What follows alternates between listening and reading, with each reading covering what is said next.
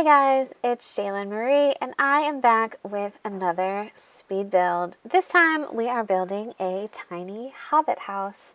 If you don't know, I am obsessed with Lord of the Rings, and I thought it would be really cool to try to build sort of a hobbit house, but not necessarily in the traditional fashion. I didn't want them to enter in off of the side of the little hill. I wanted them to enter in from the top of the hill.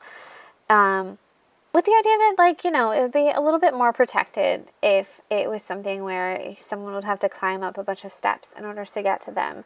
So I end up creating this hill in the middle of this pretty small lot because I am creating a tiny home. And I then place these staircases and then just flatten a little bit more terrain so that the Sims can more easily get to the top of the hill where the home is located.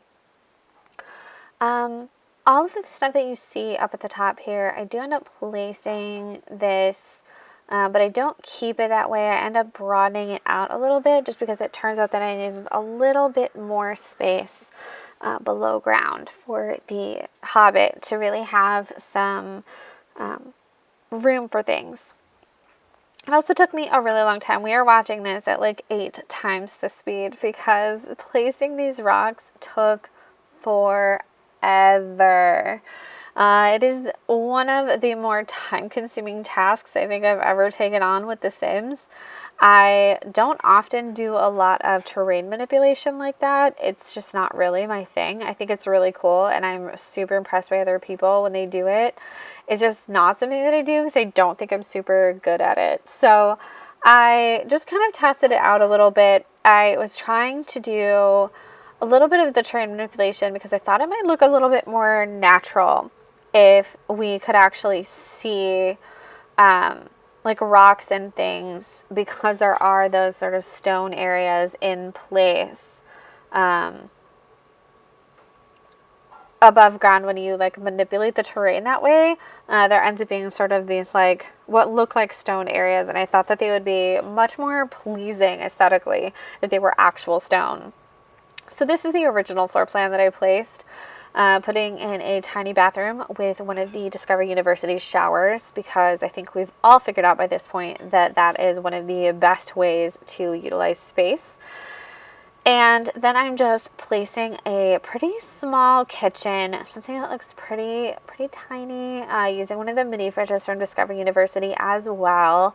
Using a Murphy bed from the new Tiny Living pack. So I was definitely like deep in the throes of my obsession with Tiny Living. I built this pretty quickly after it came out. It was one of the first ideas that I had, because I'd been wanting to build a hobbit house for some time, but I really wanted like the right things to be able to do it. And I don't know if this is really like the hobbit aesthetic. I think it's a bit modern. But in terms of the space and the actual elements and the way that the furniture performs, I think that that is really accurate. So yeah, I thought it looked kind of cutesy, and I just really like the idea of this like little underground space. Now, if you don't want to play and pretend like you have a hobbit, this could also work for vampires. It would be a really easy build for vampires to live in because it is all underground and would be safe for them during the day, unless of course your vampires are immune to sunlight, which we know is a possibility. So I basically just kind of tried to make sure that they had all of the necessary elements in order to be able to really live down here.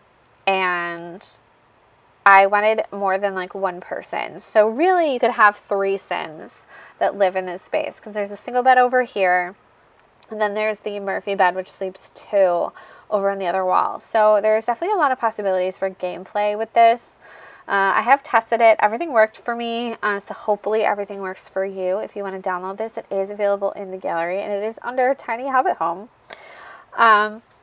So yeah, this was definitely one of the more fun builds that I've done. I really felt like I boosted my creativity. It sort of forced me to think a little bit outside the box of what I normally do.